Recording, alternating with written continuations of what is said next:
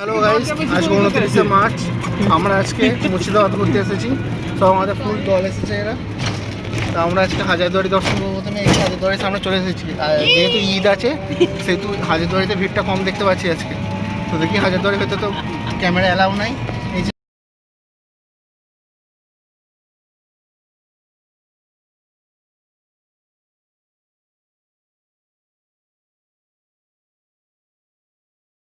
এই যে হাজারদুয়ারির সামনে আমরা চলে এসেছি এখন।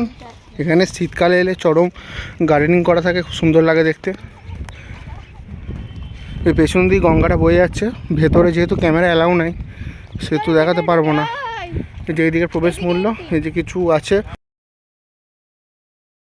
লেখা আছে, কিন্তু প্রবেশ দ্বারের দিকে না গিয়ে এক্সিট দিকে যাচ্ছে। এক্সিট না, আমরা আগে ফটোটা তুলে নিচ্ছি। এই যে ভেতরে ক্যামেরা অ্যালাউ নাই, তার জন্য এখানে দেখাচ্ছি। ভেতর থেকে ঘুরে এসে আমাদেরকে এক্সপিরিয়েন্স জানাচ্ছি, ঠিক আছে? আমরা এই মুহূর্তে হাজারদুয়ারি থেকে দেখে বেরোলাম। যেহেতু পরশু দিনকে ঈদ আছে তার জন্য আজকে একটু ভিড়টা কম। আর এখন যে অস্ত্রের যে সেকশনটা আছে, অস্ত্রের সেকশনটা এখন খোলা নাই, বললে এখন রেডিমেড হয়ে কাজ হচ্ছে। তো মোটামুটি এক্সপিরিয়েন্স খুব একটা, মানে যেটার জন্য গিয়েছিলাম অস্ত্র দেখার জন্য, পুরোনো দিনে অস্ত্র শস্ত্র যেগুলো হয় সেটা দেখা হলো না। আর আয়নাটাও দেখা হলো না, যেটা হ্যাঁ, আয়না দেখা হলো না, ড্রেসগুলো দেখা হলো না ভাবে। এমনি বাকি সব দেখলাম ঘুরে ঘুরে, বেশ ভালোই লাগলো। দেখতে পারো, হ্যাঁ দেখতে পারো ঘুরে। কিন্তু অস্ত্রের জন্য আমরা ডিসঅ্যাপয়েন্টেড হয়েছি। বাকি সব ঘুরে দেখতে পারো। নেক্সট ডেস্টিনেশন কোথায়?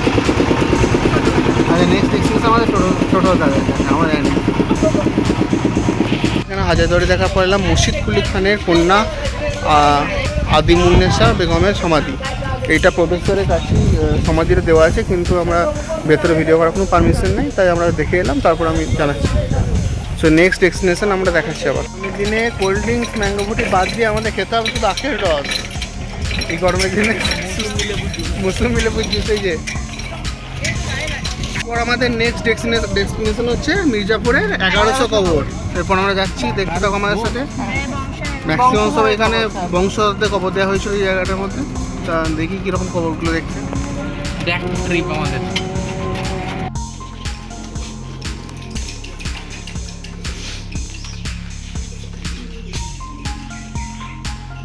এখানে প্রবেশ মূল্য 10 টাকা করে।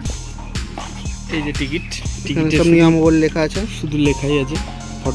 এই যে কবরগুলি আছে এখানের মধ্যে টোটাল 1100টি কবর আছে, 1100টি। তো এগুলো সব মির্জাপুরের যারা পরিবার আছে তাদেরই কবর সব দেওয়া হয় এখানে। এটা এখনও মান্যতা আছে যে এখনও যারা মির্জাপুরের যারা বংশধররা যারা জীবিত আছে, তারা কেউ মারা গেলে এখানে এসেই কবর দেওয়া হয় তাদেরকে। এইসব কবরগুলো আছে এখানে।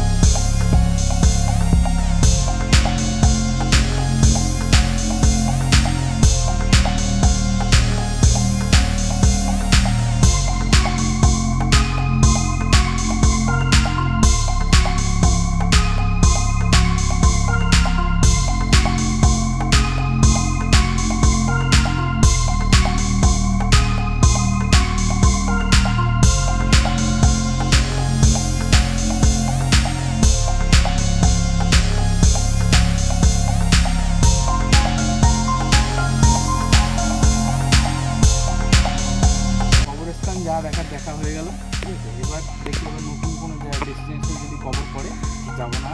কবর যা দেখার এখানে দেখা হবে, বিশেষ করে টাকা দিয়ে যাবো না। হ্যাঁ, টাকা দিয়ে যাবো না। 1100 এখানে কবর দেখে নিয়েছি।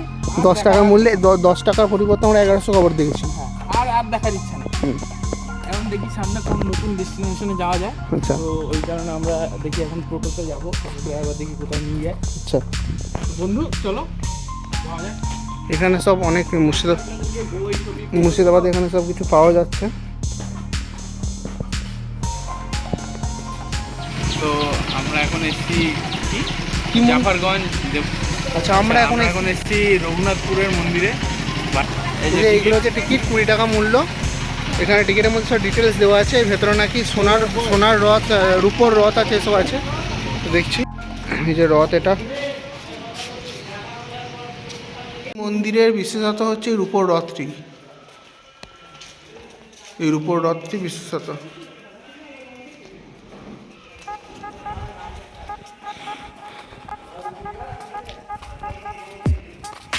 এই মুহূর্তে রঘুনাথ মন্দির থেকে বেরোলাম, আমরা ওখানে রূপোর রথ দেখলাম, গোবিন্দ মন্দির দর্শন করলাম। আমরা এখন নসিকপুর রাজবাড়িতে এসেছি, ভেতরে ঢুকবো এরপর। দেখি কত করে প্রবেশ মূল্য লাগে, কি কি ভেতরে আছে, যদি ক্যামেরা এলাও থাকে অবশ্যই দেখানোর চেষ্টা করবো। থাকুন আমাদের সাথে। নসিকপুর রাজবাড়ির সামনে আছি, আমরা এরপর প্রবেশ করবো। এই রাজবাড়িটি রাজা দেবী সিংহের প্রতিষ্ঠিত, 1776 খ্রিস্টাব্দে এটা প্রতিষ্ঠিত হয়েছে। এটা আমরা দেখছি। এরপর 20 টাকা প্রবেশ মূল্য লাগবে ভেতরে ঢোকার জন্য। এই যে আমরা এখন প্রবেশ করছি।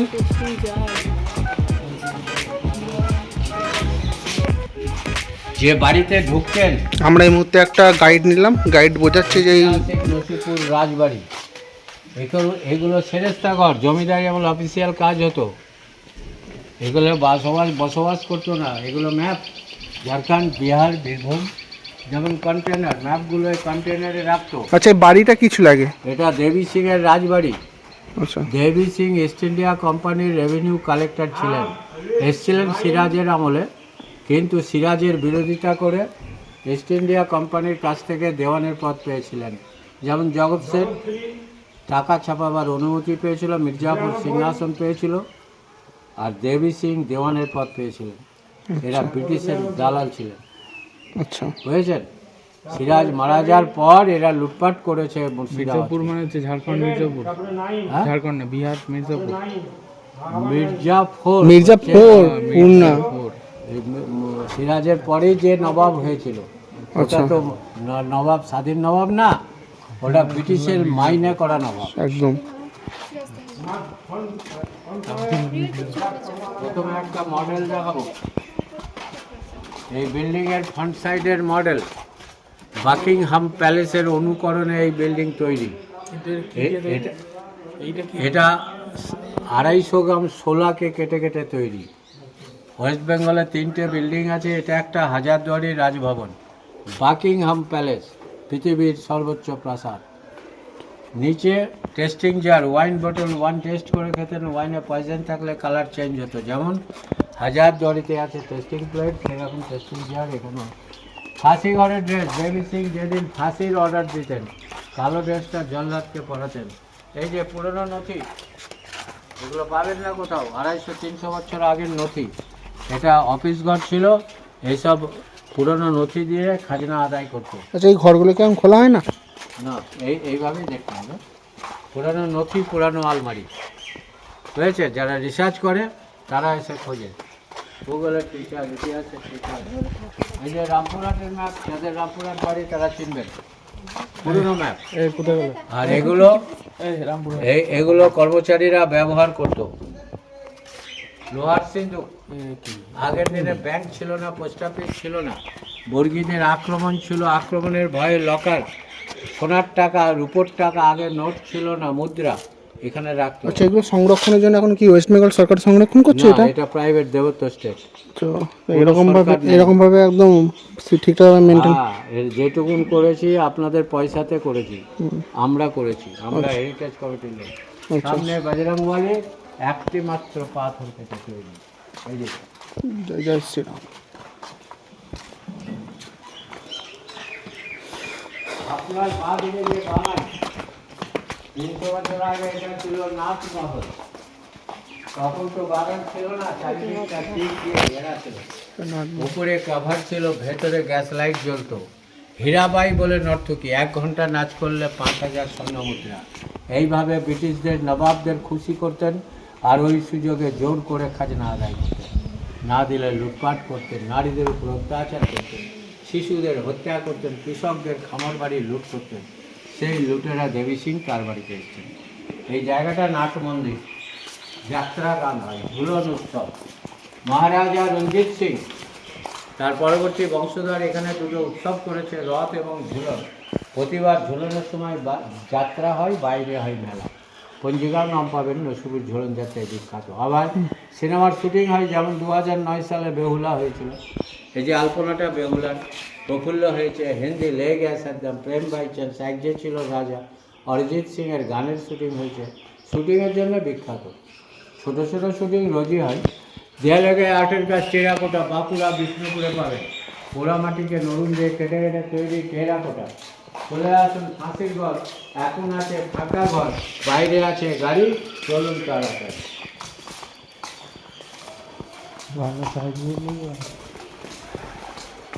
ফাঁসির ঘর কোনটা? কারাগার, জেল।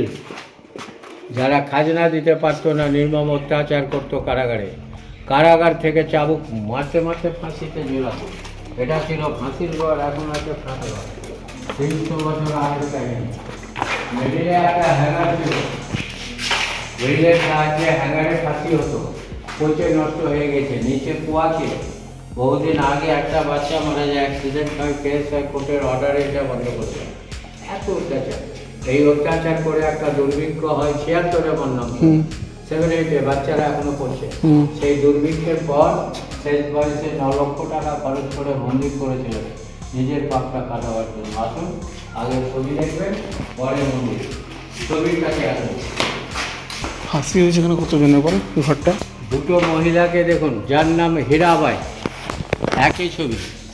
একে জোর করে লখনৌ থেকে এনেছিল ব্রিটিশ এবং নবাবকে খুশি করার জন্য, যার 1 ঘন্টা নাচ করলে 5000 স্বর্ণ। সিং নিঃসন্তান, ভাইয়ের ছেলেকে দত্তক দিয়েছিল কীর্তিচাঁদ, পাশেরটা ভূপেন্দ্র নারায়ণ সিং, যিনি রেল বোর্ডের চেয়ারম্যান ছিলেন। এবারে প্রথম একটা মন্দির দর্শন করবেন, শ্রী শ্রী রামচন্দ্র দেবের মন্দির। রাম, সীতা, ভরত, শত্রুঘ্ন, লক্ষ্মণ, হনুমান, 250 বছর আগের মন্দির, এখনও নিত্য সেবা হয় সমস্ত মন্দিরে। এবার পাথরের কাজ দেখুন, জাফরি। তাজমহলে পাবেন ফতেপুর সিকরি, জয়পুর মহারাজার বাড়িতে পাবেন জাফরি। এটাও একটি পাথর কেটে ধনুকের আকার তৈরি, মনে হচ্ছে শাহজাহানের ময়ূর সিংহাসনের আকৃতি। আপনি জানেন, আজকের মতো আগের দিনে পাথর কাটার যন্ত্র ছিল না, সম্পূর্ণ ছেনি হাতুড়ি দিয়ে তৈরি। এত নিখুঁতভাবে তৈরি, কম্পিউটার যুগে আজকাল মেশিনও পারে না। হোয়াইট মার্বেল স্টোন ঠিক। এবং হাতুড়ি দিয়ে। আচ্ছা, এই আয়নাগুলো, লাইটগুলো কী রহস্য? এগুলো লাইট জ্বলে, আবার আয়নাও তো মুখ টুক পূজারি দেখে। ওখানে ঘড়ি ঘন্টা, নানা রকম শুকনো ভোগ ভিতরে রাখা হয়, ড্রয়ার সিস্টেম। আচ্ছা আচ্ছা পুরোনো ফার্নিচার। আচ্ছা আচ্ছা। আছে এই যে বর্তমানে যিনি মালিক, তার নাম অজয় সিং, তার আন্ডারে আমরা কাজ করি। এটা প্রাইভেট, সরকারি না। থাকেন কোথায়? হ্যাঁ, থাকেন কোথায়? কলকাতায়। কলকাতা। হ্যাঁ, এনাদের বংশের লোক, অষ্টম পুরুষ। এনার ছেলের নাম রঞ্জয় সিং, তার আন্ডারে আমরা কাজ করি। এখানে কোনো সরকার পয়সা নেই। আচ্ছা। এটা পঞ্চমজল, লন্ডনের রাজার উপর চালাতের জন্য। বেলাঙ্গের আয়না,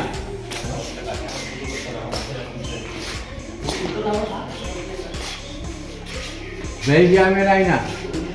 চূড়ার মন্দির, গোটা পশ্চিমবাংলা খুঁজলে পাবেন না, 100 ফুট উঁচু, বহু দূর থেকে দেখা যায়।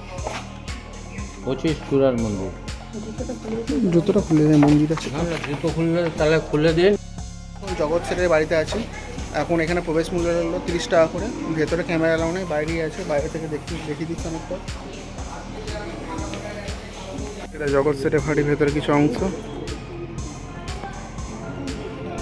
এই মাত্র জগৎ সেটের বাড়ি থেকে দেখে বেরোলাম। গাইড নিয়ে নিই, যা পেরেছি তাই রেখেছি। গাইডে 70 টাকা লাগছিল।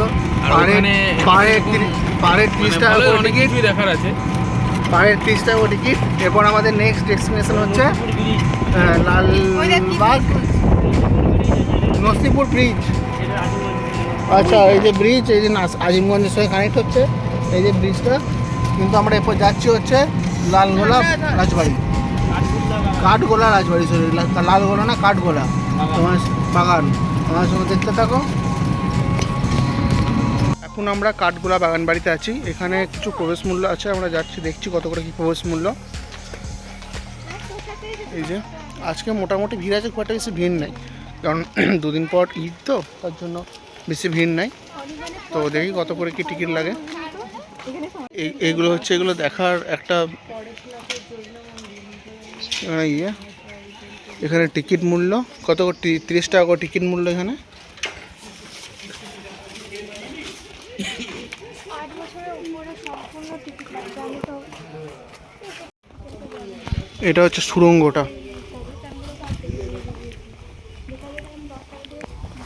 এটা বলা হয় নাকি এটা গঙ্গার সাথে যুক্ত। যখন ঝড় হতো তখন জল বাড়তো, যখন ভাটা হতো তখন জল কমতো, কিন্তু পরবর্তীকালে এখন গঙ্গার সাথে যুক্ত, বিচ্ছিন্ন করে দেওয়া হয়েছে, তার জন্য আর হয় না।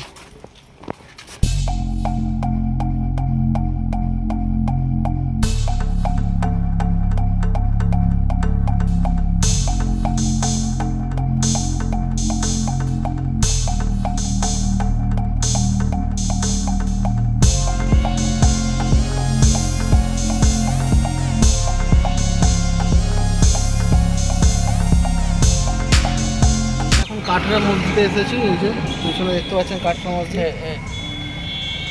এবার আমরা এটা ঘুরে দেখবো কীরকম কী লাগছে। হ্যাঁ, তারপরে পরবর্তী ডেস্টিনেশন আবার দেখা হচ্ছে। আমরা সেই ছোটো রাজবাড়ির ভিতরে আছি।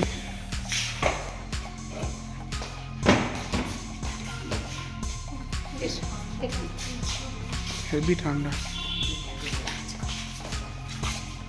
এখানে বিয়েও হয়? হ্যাঁ।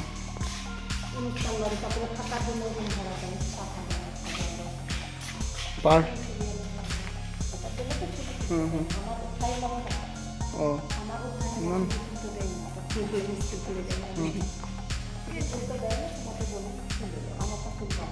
আচ্ছা আচ্ছা। এটা নাচঘর, এটা নাচঘর ছিল। উনি রাজা ছিল আকর্ষ রায়, তার ছেলে কমলারঞ্জন রায়। এখন এখন বেঁচে আছেন? হ্যাঁ, ওর বউ হচ্ছে সুগার প্রাইসের মাছ। এটা রাজনা বললাম বাক্স আগের দিন। আচ্ছা।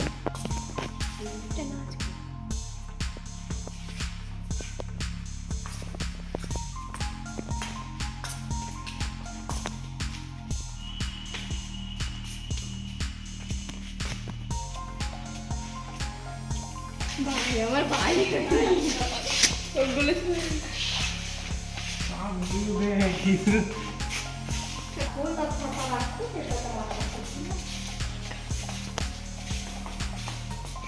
পটচিত্র। পুরো একটা কাবিন থাকে।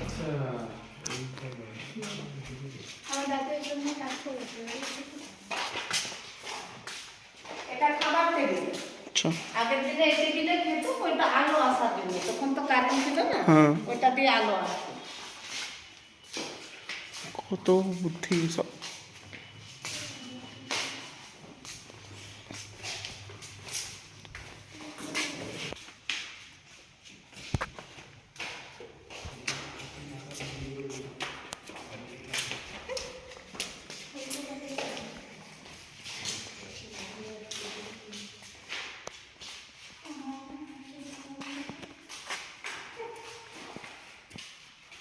এটা বিচার করা, বিচার করা।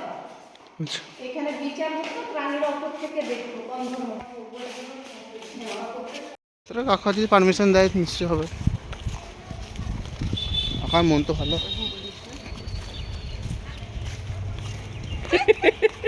তুই তো কিনেছিলি তোর পছন্দের জুতো।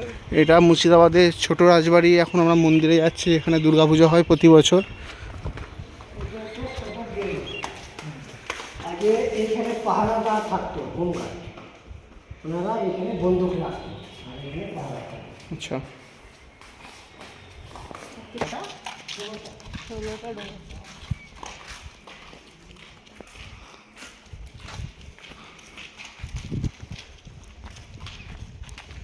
উপরে গেলে নেট দিয়ে ঘেরা কেন? আচ্ছা, পাখি আছে না। আমরা এই মুহূর্তে কাশিম বাজার ছোট রাজবাড়ি থেকে বেরোলাম। হ্যাঁ, তারপরে এরপর আমরা যাচ্ছি সতীদাহ ঘাট, যেই ঘাটে কিনা রাজা রামমোহন রায় প্রথম সতীদাহ প্রথা যেটা ছিল সেটা, সতীদাহ প্রথা যে চলতো বাজারে, সেই সতীদাহ প্রথাটা প্রথম হয় সেটা দেখেছিল। এখন আমরা এসেছি হচ্ছে পাতালেশ্বর শিব মন্দিরে। এই যে পাতালেশ্বর শিব মন্দিরের এন্ট্রি গেট, এটা সকালে 6টা থেকে ওপেনিং হয়, দুপুর 1টা অবধি থাকে, আবার বিকেল 3:30 থেকে খোলে, রাত্রে 1:30 অবধি। তো আমরা এখন এই পাতালেশ্বর মন্দিরে প্রবেশ করলাম। তো দেখি বাবার দর্শন করি, তারপরে জানাচ্ছি এক্সপিরিয়েন্স। আমার সাথে আপনারাও দেখুন 6 ইঞ্চি স্ক্রিনে। পাতালেশ্বর এখানে লোকাল মেয়ে বলছে এখানে পাতালেশ্বরে নাকি খুব ফুচকা স্টল বসে বিকালের দিকে। ভালো ফুচকা। আচ্ছা, ভালো ফুচকা খাওয়ার জন্য আসতে পারেন এখানে আপনারা।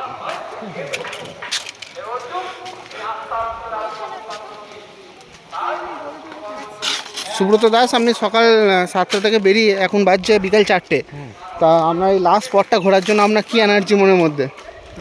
Always I am full energy একদম। I always I am full energy. Okay, আপনাদের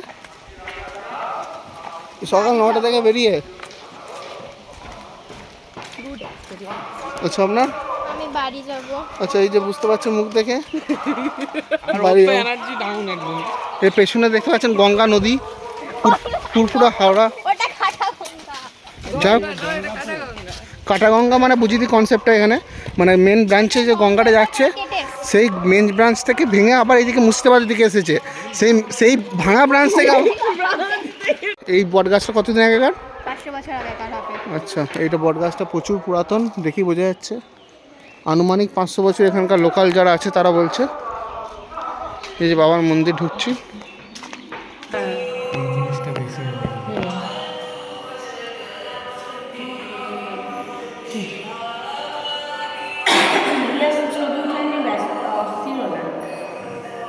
আপনারা যদি নতুন হয়ে থাকেন চ্যানেলটিকে সাবস্ক্রাইব করুন, ভিডিওটি লাইক করুন। অনেক ধন্যবাদ।